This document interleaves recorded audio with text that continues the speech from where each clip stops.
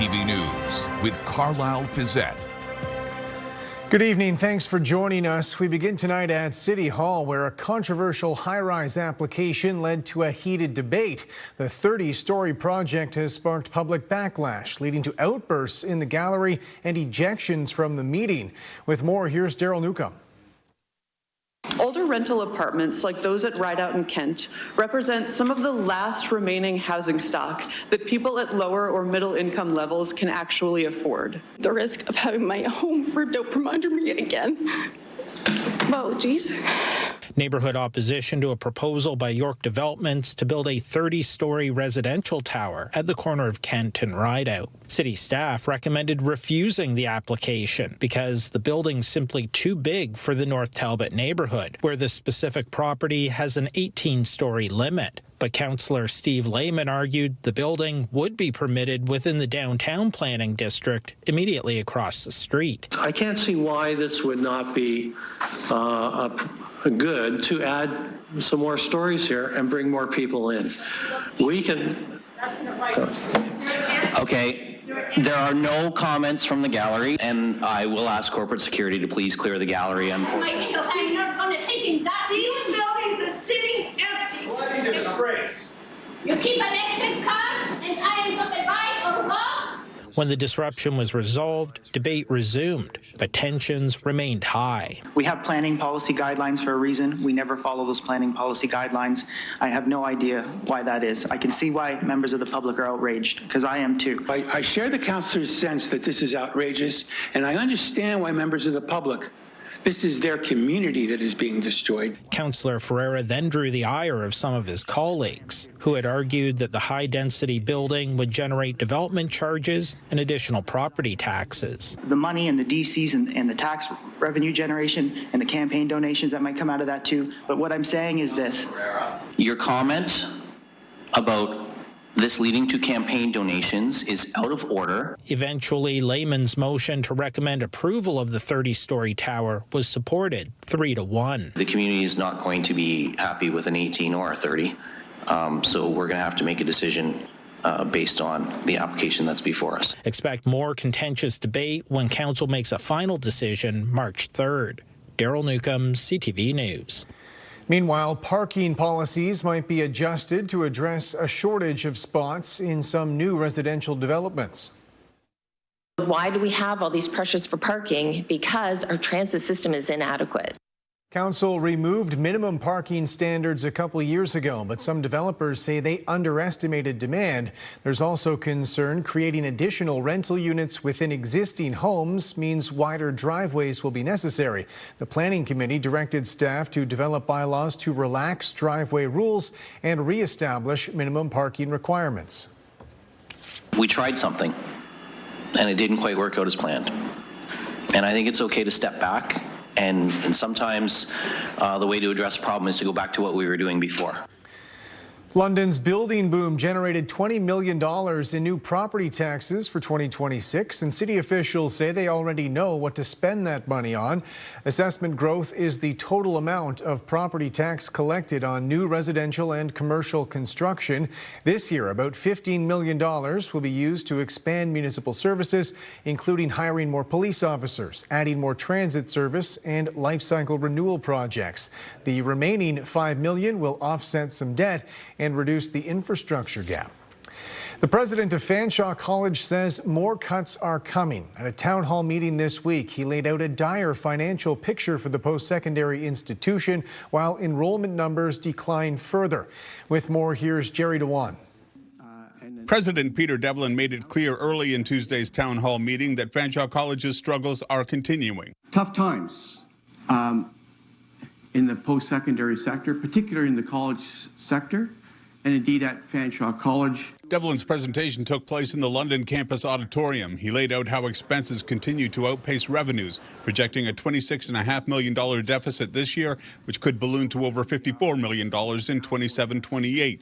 He also noted that enrollment continues to decline. Last year, Fanshawe College leadership announced they were cutting 400 positions. That number has now ballooned to over 500 positions, representing about 40% of the workforce. To be very specific, we need 163 more positions to have achieved that target of 500 positions. Last week, the provincial government committed $6.4 billion over 4 years for post-secondary education. It's also allowing the raising of tuitions by 2% a year over the next 3 years.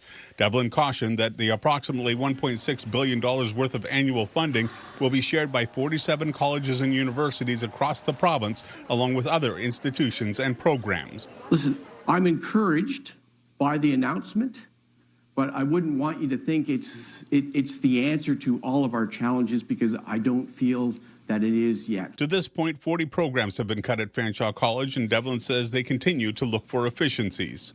Tough decisions follow, that is for certain, and I continue to be committed to you in terms of being open and transparent. Devlin says they're embracing the province's mandate to create training and education programs that will meet the needs of a changing economy, and that should open the door for new programs to be added. By 2035, Ontario will need 1 million more. That's more college graduates in skills such as health, skilled trades, technology, and advanced manufacturing. Mark Feltham, president of OPSU 110, the union that represents faculty at the college, declined to comment on Devlin's latest update, saying the union is awaiting the impacts of the province's funding allotment. Jerry DeWan, CTV News. Officials with St. Joseph's Healthcare are expected to release the results of a third-party review into their animal research program tomorrow.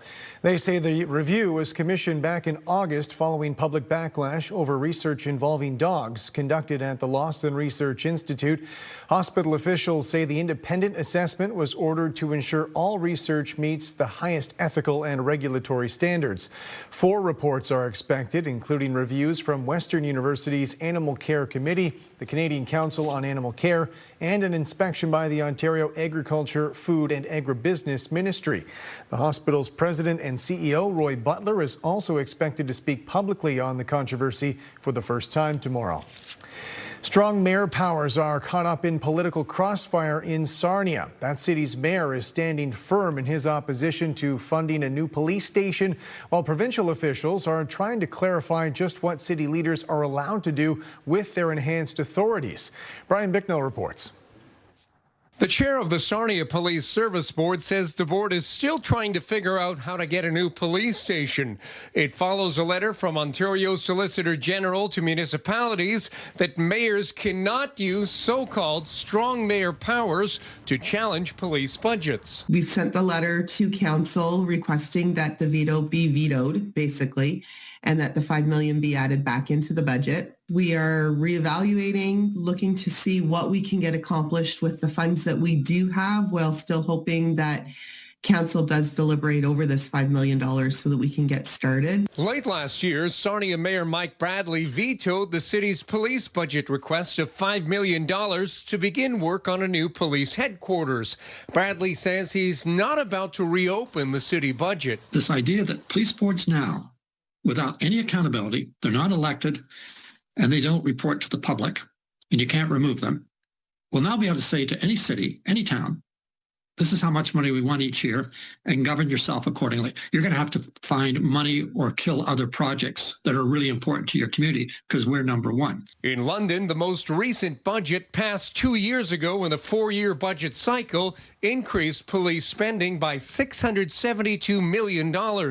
London police have since returned $2.3 million. It's a pretty high bar to set for a municipality to not supply the budget, which is why my approach has been to work closely with the police board as a member of the board, and this board has returned dollars for the past 2 years. London councillor Sam Trossow is a retired law professor. He believes the legislation was rushed. I think if it was the intention of the legislature to categorically exempt police services matters from the Act, they would have, or they should have said so.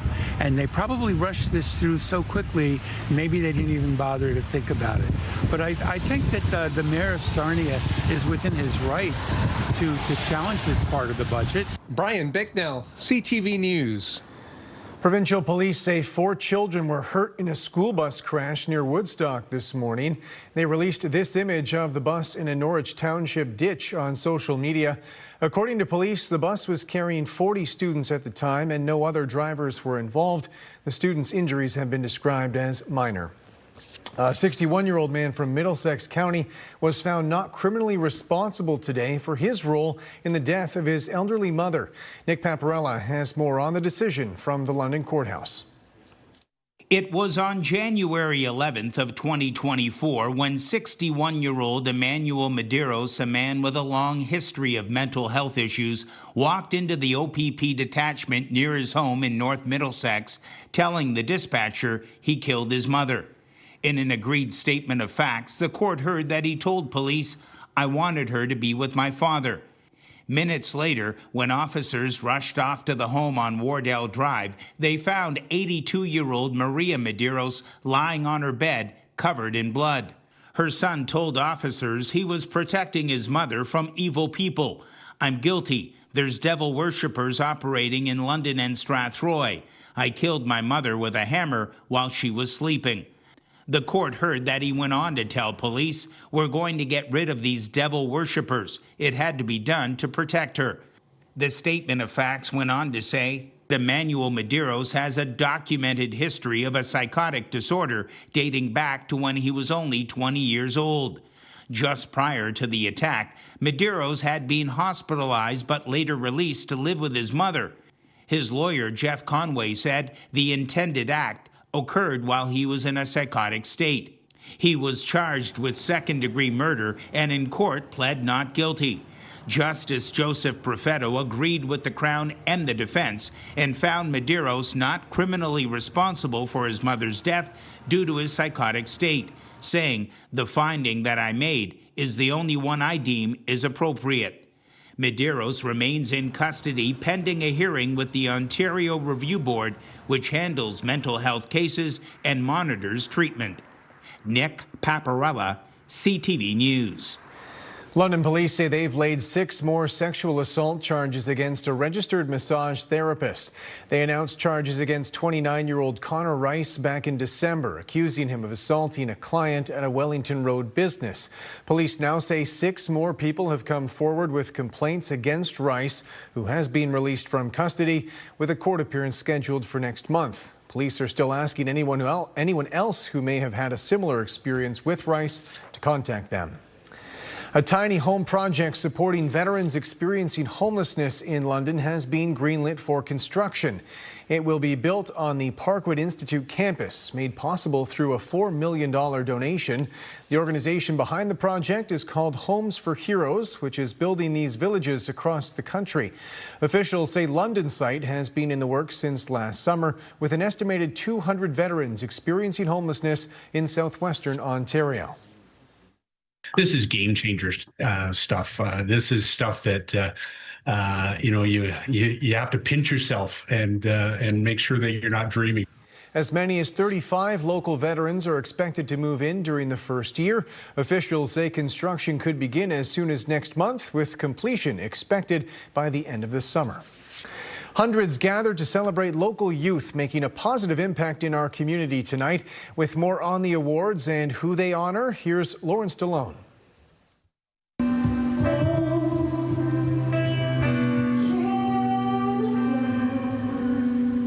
Humble, modest, and honest.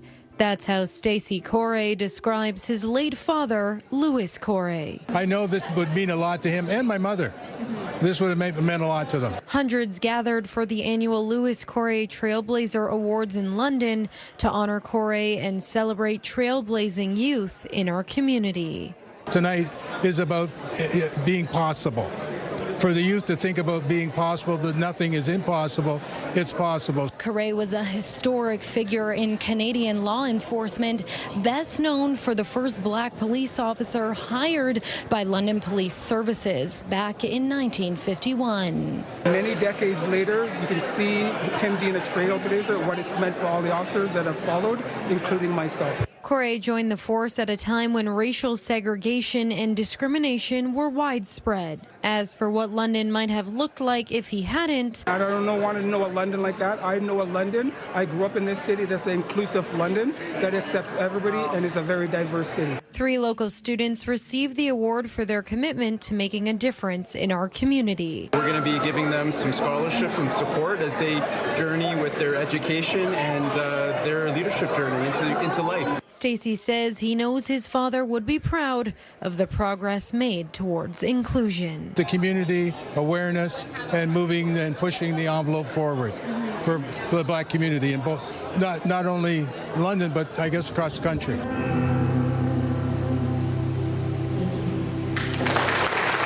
Lauren Stallone, CTV News. Still to come, just one. The local junior hockey team still winless on the season, and their motivation to snap the streak.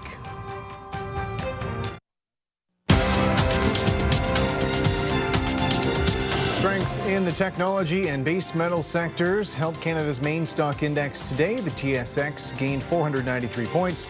In New York, the Dow added 129, the Nasdaq up 175. The Canadian dollar dropped 0.12 today. On commodity markets, gold gained more than $100 an ounce, and oil is up $2.79 a barrel. Another Conservative MP has crossed the floor, joining the governing Liberals. It's a move that creates a possible pathway for the Prime Minister and his party to secure a working majority in Parliament. With more, here's Mike Lecouture. Of experience. Prime Minister Mark Carney praising his newly poached MP. Matt Genereux says his decision to leave the Conservatives was more about the team he was joining. Quite simply couldn't sit on the sidelines after seeing what the Prime Minister was, the ambitious agenda he was undertaking across the country and across the world. In November, Genereux said he was leaving politics to spend more time with his family. But the Alberta MP says it was Carney's speech at Davos that convinced him to change his mind. I think it opened a lot of eyes for Canadians, Albertans, Edmontonians, just how serious this national unity crisis truly is. A Conservative leader, Pierre Poilievre, responded on social media, calling the floor crossing a betrayal of the people in Genereux's riding who voted for affordable food and homes, safe streets, and a strong resource sector. And some believe Genereux could suffer the consequences of his decision in the next federal election. When he starts knocking on doors, he's going to get a bit of a wake-up call that these people didn't vote for a good speech in Davos. They voted for a Conservative member of Parliament to represent their Conservative values, and that's not what they're getting. But Poilievre could feel the effects first. Genereux is the third MP he's lost to the Liberals in the last 4 months. While polls have the Liberals and Conservatives in a dead heat, Carney has a 29-point lead when it comes to preferred Prime Minister. When some caucus members leave to cross the floor to join the Liberals, that's their own vote of what I'll say discontent with Pierre Poilievre as a leader and as a potential Prime Minister. Now, this latest floor crosser leaves the Liberals 3 seats shy of a majority. And with 3 by-elections coming up, they could get that majority without holding a general election. Mike Lecouture, CTV News, Ottawa. Good evening. Calmer conditions overnight. We had a wintry mix in parts of southern Ontario today. London escaping with just rainfall, but north of London, parts of Perth County dealing with some heavy freezing rain. Winter-like conditions moving towards northern Grey and Bruce County with some heavy amounts of snowfall. Things will chill out overnight, overcast conditions, and just a slight risk for some light freezing drizzle. Waking up tomorrow morning, winds light out of the east, the temperature hovering near zero first thing in the morning. Thanks, Laura, for this photo of Dexter. If you're heading out in the morning, watch for some slippery spots out there. Stay with us. I'll have all your local forecast details coming up in just a few minutes. Welcome back. Julie's on the desk with me now, and as expected, a big change in terms of the weather field today, although it was different depending where you were, because here in London, it sounds like we avoided the worst of what was the freezing rain situation. Yeah, it was a big weather day across southern Ontario, really halting travel in parts of the GTA. They were dealing with snowfall, ice pellets, freezing rain. we picked up the rain in London, but just outside of the city as we head toward Woodstock, Oxford County, dealing with freezing rain. That freezing rain in Perth County, it was a nightmare day on area roads in parts of Midwestern Ontario.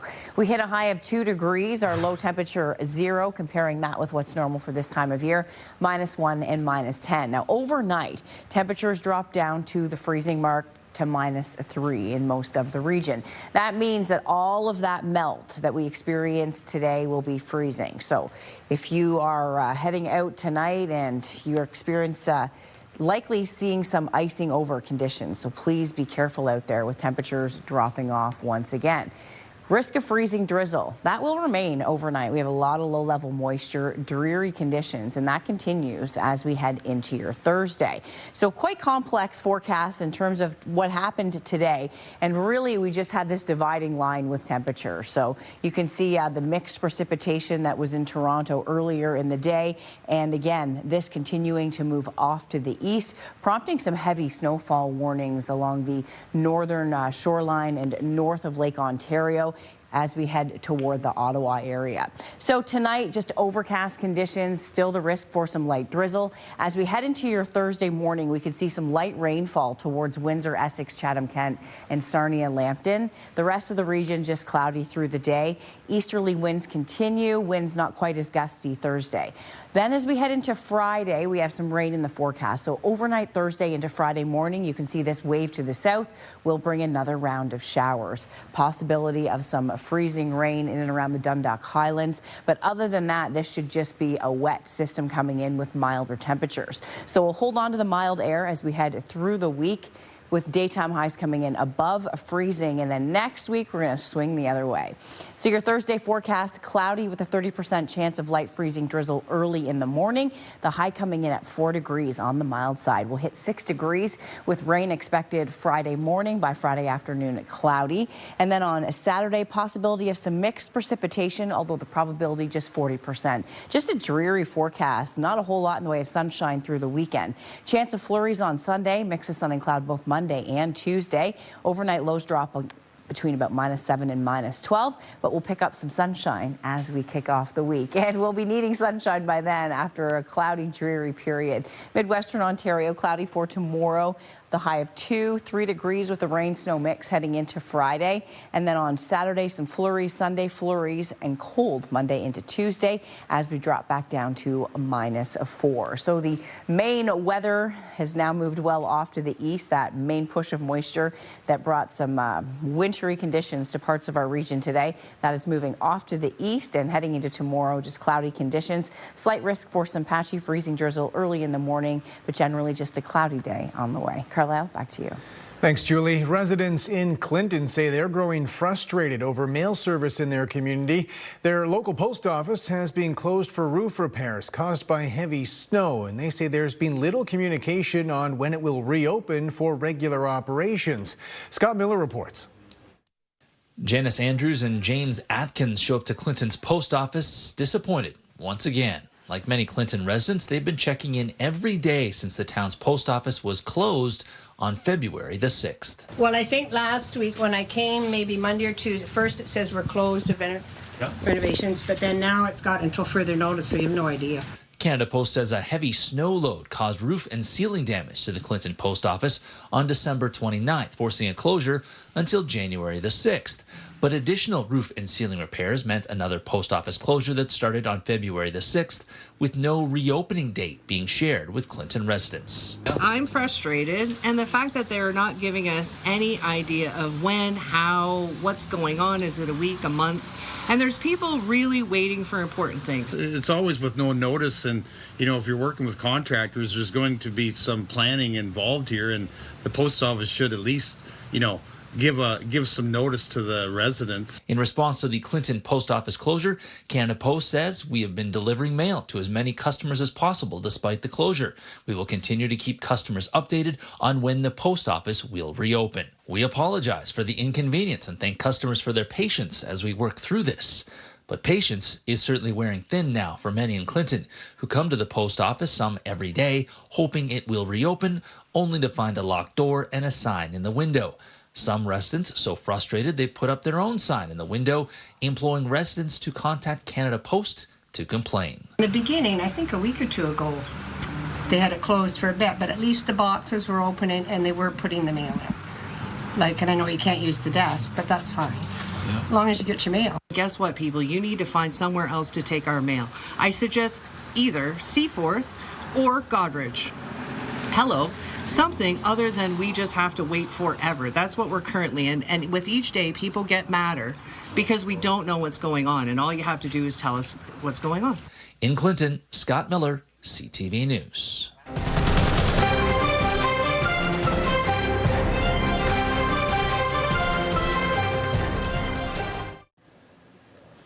Finally tonight, it's been a long season for a local junior hockey team. After significant off-season turnover, the Sarnia Legionnaires have found themselves at the bottom of the standings, still looking for their first win. But as Brent Lale reports, it's all a matter of perspective. Let's go.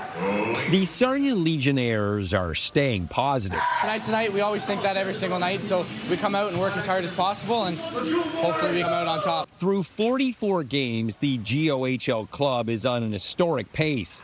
They haven't won a single game or even picked up a point, but they're sticking it out. Well, hockey's not just winning games, right? It's kind of building character and building people, so, I mean, it's an honor to wear the C, so I kind of try and mentor a lot of the younger guys and try and help them build each other as players, but also people. And how exactly did they get to this point? When their head coach left in the summer and most of their veteran players decided not to return, new ownership asked Mike Bondi to move from player development to head coach. They got a late start recruiting and are left with a young, inexperienced club. And while they haven't won, their effort is noticeable to opponents. Mike's done a good job with them. You know, take the record aside, if you really sit down and watch video on them, they're very strong in their own zone and they never quit. And, we played them the other night and we didn't deserve to win. They outworked us and we were fortunate to get a couple good bounces, but they've done a good job over there. And you know what? You got to give all the credit in the world to those kids. You know, it's easy to, give up and walk away every game, but they're in every game and they've been working real hard. They have an experienced coaching staff who have won a Junior B championship in the past, but this historic franchise will need some time. I'm proud of every single player, right? We're all young. They're coming out every single practice, every single game. My brother's on the team. He's still doing the same thing, coming out. So, I'm unbelievably proud of every single player on the team. They have 6 games remaining, and the schedule looks daunting. But Captain Owen Hay believes. We'll win a game, I promise you that. Brent Lale, CTV News. That's it for us. Thanks for watching. For all of us at CTV News London, I'm Carlyle Fiset. Have a good night.